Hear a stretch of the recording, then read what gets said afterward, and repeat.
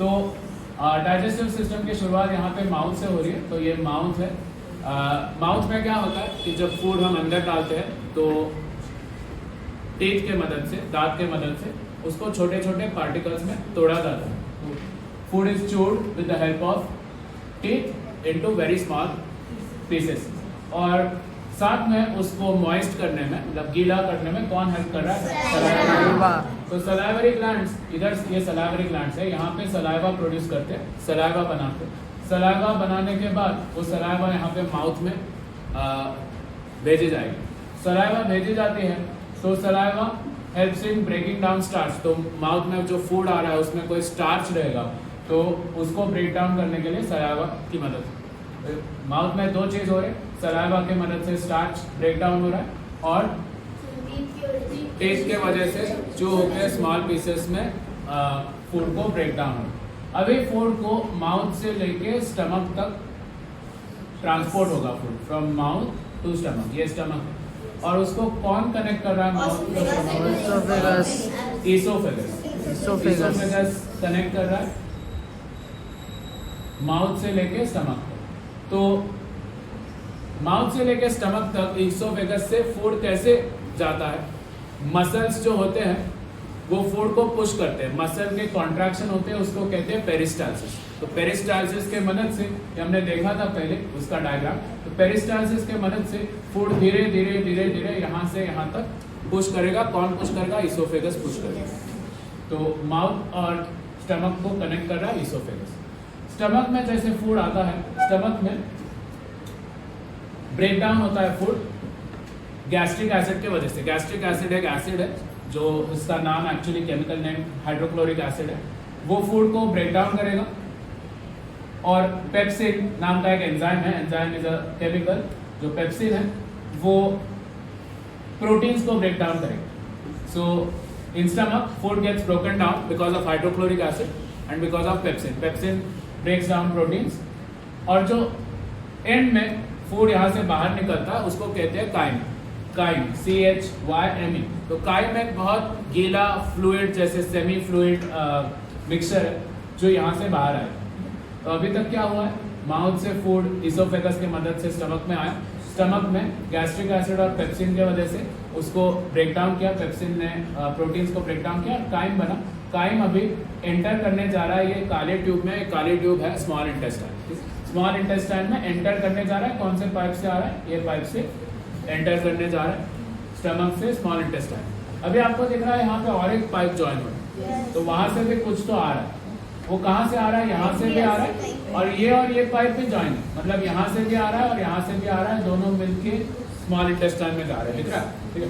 तो अभी देखते ट्रेस करते हैं। एक पाइप यहाँ जा रहा है, वो जा रहा है गॉल ब्लैडर में और गॉल ब्लैडर कनेक्टेड है लीवर को। तो लीवर क्या बनाती है? लीवर एक जूस बनाती है जिसको कहते हैं बाइल। ग्रीन कलर का जूस रहता है, उसको बाइल जूस कहते हैं। क्या? BILE, bile juice. तो बाइल जूस जो है वो लीवर बनाती है और स्टोर करती है। किसमें स्टोर करती है? Gall bladder. तो गॉल ब्लैडर में बाइल जो स्टोर किया रहता है, जैसे जैसे चाहिए वो गॉल ब्लैडर यहाँ पे बाइल को भेज देगा। तो bile juice helps in digestion of fat. तो फैट को डाइजेस्ट करने के लिए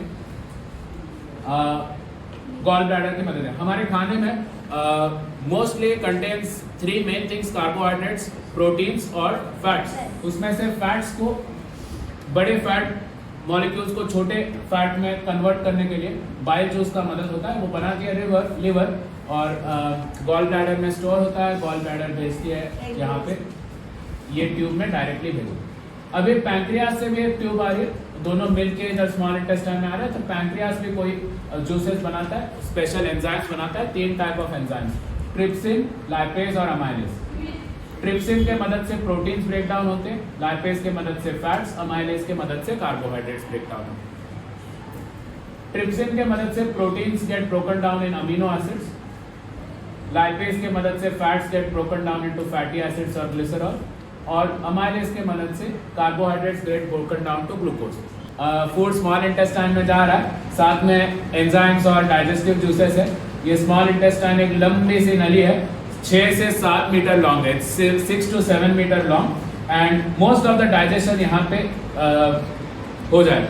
पूरा डाइजेशन होने के बाद जो न्यूट्रिएंट्स है, विटामिन्स, मिनरल्स और कार्बोहाइड्रेट्स, फैट्स, प्रोटीन्स सब ब्लड स्ट्रीम में अब्सॉर्ब होगी, क्योंकि वही मेन वजह है डाइजेशन का कि जो हम खा रहे हैं उसमें से न्यूट्रिएंट्स ब्लड में जाए।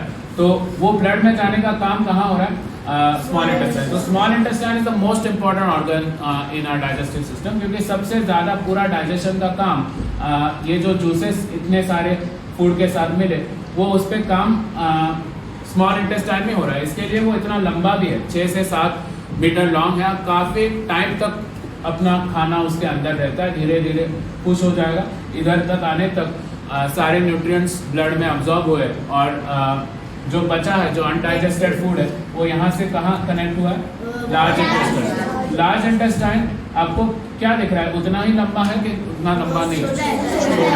वो उसका डायमीटर बड़ा है, इसके लिए लार्ज इंटेस्टाइन, लेकिन उसकी लंबाई कम है, वो 1.5 मीटर का है, 1.5 मीटर। ठीक, ये काफ़ी लंबा है और ये सिर्फ 1.5 मीटर का है। तो उसमें क्या होता है, जो अनडाइजेस्टेड फूड है आ जाता है, उसमें से पानी अब्सॉर्ब होगा। तो large intestine water is absorb from the undigested food, और जो बचा हुआ सॉलिड है उसको स्टूल कहते हैं। स्टूल आके ये रेक्टम में जमा हो जाए। जैसे स्टूल रेक्टम में जमा हो जाता है, रेक्टम अपने ब्रेन को सिग्नल देता है कि हमें बावेल मूवमेंट्स करने हैं, मतलब हमें वॉशरूम में जाना है। तो यहाँ पे स्टूल जमा हो गया और फिर इसको एनस कहते हैं। एनस से हमारा स्टूल बाहर फेंका जाए। तो स्टूल में से पानी पूरा अब्जॉर्ब हो चुका है लार्ज इंटेस्टाइन में और रेक्टम में स्टोर हो और एनस में से बाहर फेंक दिया। इस तरह से हमारा पूरा डाइजेस्टिव सिस्टम है।